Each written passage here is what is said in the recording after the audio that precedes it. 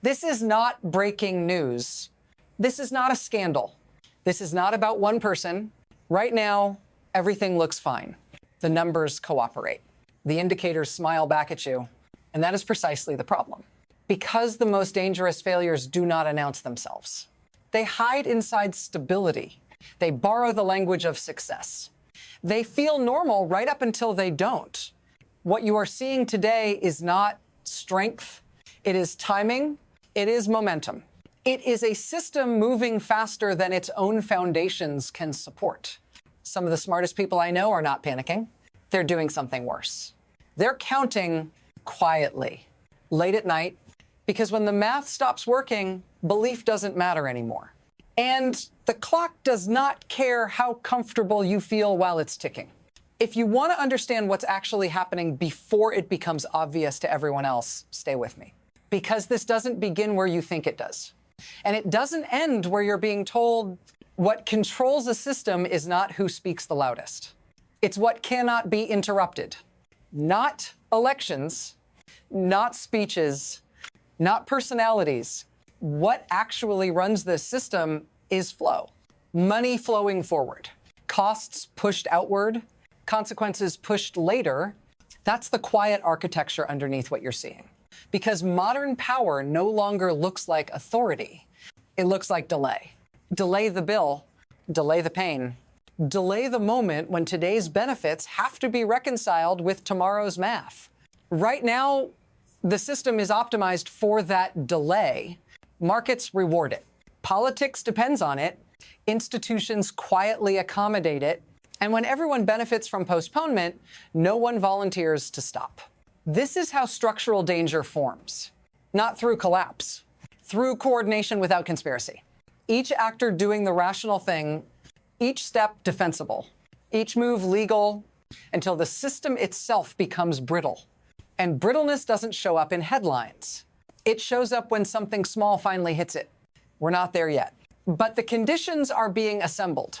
And once you see that, the question stops being, who is in charge? It becomes what happens when the flow can't keep moving forward. The most dangerous changes don't feel like change at all. They feel like continuity, nothing dramatic happened. No single vote, no single announcement that forced you to stop and reassess. Instead, something quieter shifted. Before, growth depended on balance. Investment followed productivity. Risk had friction. Now, growth depends on acceleration. Speed replaces stability, and friction is treated as failure. What used to be temporary became permanent. Emergency measures became baseline policy. Short-term fixes became the system itself. And because each step felt reasonable, almost invisible, no alarm went off. But slow change is the hardest kind to reverse because people adapt to it. Markets price it in. Institutions stop remembering how things worked before. This is how normalization becomes danger. Not because it's extreme, but because it trains everyone to expect the present moment to last. And that expectation becomes embedded in forecasts, in contracts, in personal decisions you've already made, which is why the system now depends on something it cannot guarantee. That tomorrow will look close enough to today. And that assumption is doing more work than anyone wants to admit. Because once it breaks, it doesn't break quietly. Then came the shock. Not a collapse, not a meltdown. Just a sudden, sharp reminder that the system reacts faster than explanations. Within hours, value vanished. Not slowly, not thoughtfully. All at once. Trillions on paper, gone before most people finished their morning coffee. The reaction mattered more than the number because there was no external disaster, no war, no virus, no natural event to blame. This was the system responding to a decision. And just as quickly, the system corrected itself. Prices rebounded. Losses narrowed. Confidence returned, which is where people stopped paying attention because recovery feels like resolution. It feels like proof that the system worked. But that's not what happened. What you saw was insulation, buffers absorbing impact, inventories margins, expectations, doing the quiet work of preventing panic, that's not resilience. That's delay. And delay only works once the shock is over. This one isn't. If you're finding this analysis useful, stay with me. Because what looked like a contained reaction was actually the first visible crack. And the reason it mattered is because of what had to happen next to make it disappear. Here's what actually kept everything upright. Not strength, not confidence, absorption. Costs didn't disappear. They were taken in quietly. Strategically, companies held prices steady by shrinking margins. Retailers sold inventory that had been priced for a world that no longer exists. Investors bet that disruption would be temporary, not structural. And for a while, that works. Because modern systems are very good at redistributing stress up the supply chain across balance sheets into the future. The damage doesn't show up where it's created. It shows up where there's the least resistance. That's why you didn't feel it yet. But absorption has limits. Margins don't regenerate on belief. Inventories don't replenish at old prices. And expectations, once broken, don't reset gently. Every month, the system stays stable, more weight shifts forward. More pressure accumulates behind the scenes, and this is the part people miss. The system isn't fragile because it's weak. It's fragile because it's optimized. Optimized to delay pain, optimized to look functional, optimized to survive the last shock, not the next one. And the next one doesn't need to be large. It just needs to arrive on time. Then the second strain hits. Not all at once, not loudly. Workers disappear, not from headlines, from spreadsheets, fields left shorthanded, sites underbuilt, lines moving slower, costs rise quietly, then suddenly wages climb where labor can't be replaced, delays stack where timing matters, shortages emerge where redundancy used to exist. This isn't theory, it's arithmetic. When supply tightens, prices follow. They always do. And while that pressure builds, something else is happening. Trust erodes, signals blur, policy shifts, messages reverse. Markets don't panic at bad news. They panic at uncertainty. So they hesitate. They wait. They demand more to take the same risk. Borrowing costs creep upward. Investment slows. Hiring stalls. None of this looks dramatic in isolation. Each move is defensible. Each response rational. That's what makes it dangerous. Because now the system is carrying multiple strains at once. And systems don't fail when one thing goes wrong. They fail when the timing overlaps. And this timing is tightening. This is where it reaches you, not as a headline. As a calculation, you start hesitating at the checkout, not because prices exploded, because they don't feel finished. You delay a purchase. You postpone a repair. You tell yourself you'll wait one more quarter. At work, decisions slow. Not layoffs, just silence.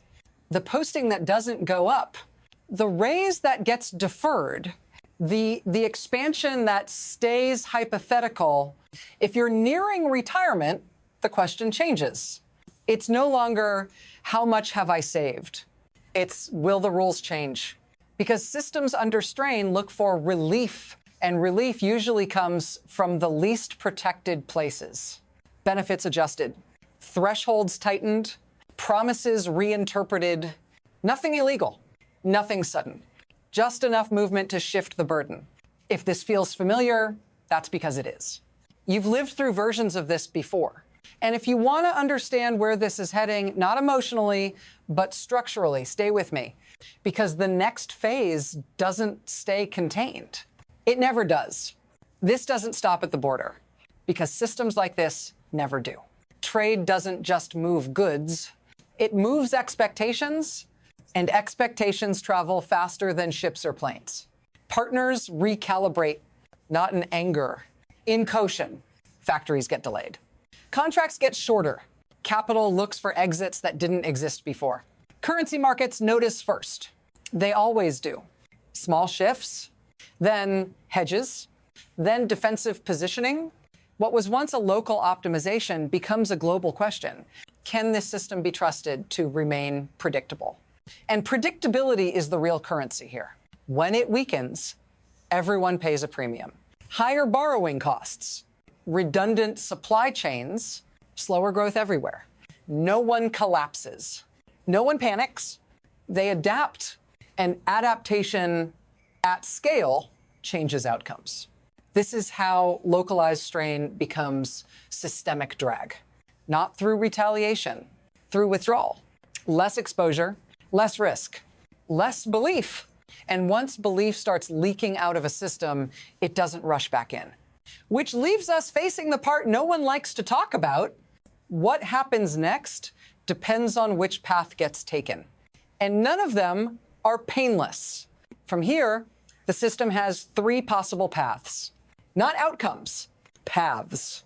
The first is adjustment. Slow, controlled, costs acknowledged early, margins reset, spending restrained, expectations lowered before they're broken.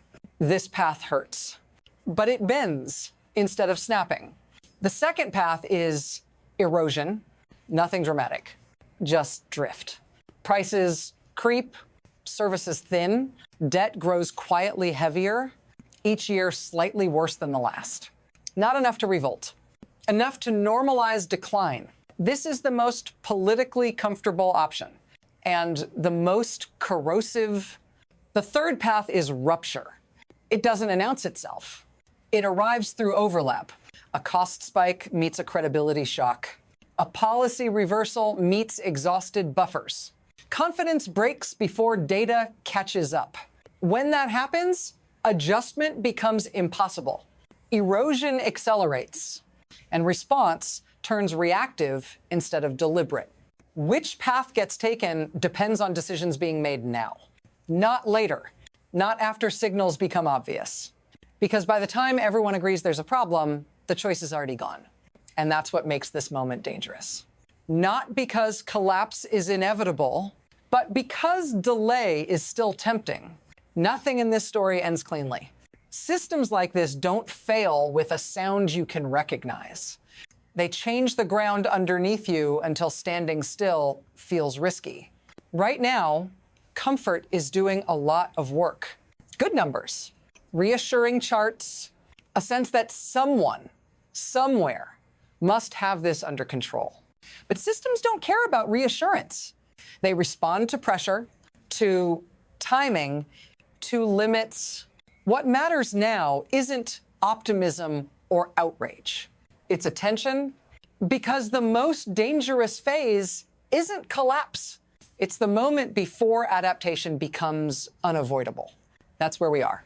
If you want to keep following how this evolves, not through personalities, not through noise, but through structure, stay here, subscribe, engage, follow the next analysis. Because this story doesn't resolve in one video, it unfolds, and the next signal won't come as a warning. It will come disguised as normal. And by the time it feels urgent, the system will already be moving. Whether you're ready or not,